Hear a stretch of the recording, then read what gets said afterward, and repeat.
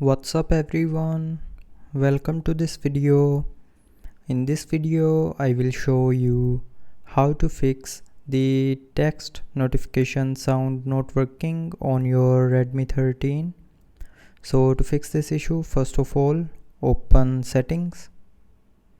Now in settings scroll down and here tap on sound and vibration.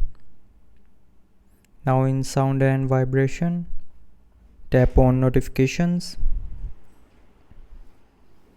and then in notifications tap on my account. Now here tap on ringtones, and from here select a notification sound. So just simply tap on a sound and then tap on apply.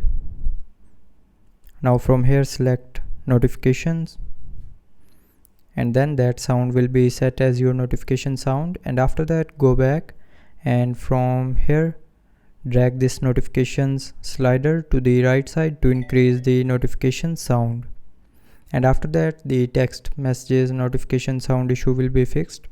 But if you're still facing the issue, then try restarting your phone. So to restart, press and hold on this power button and then swipe down this circle, and when this circle gets green then you can release your finger to restart your phone. And after restarting your phone, the no notification sound issue will be fixed.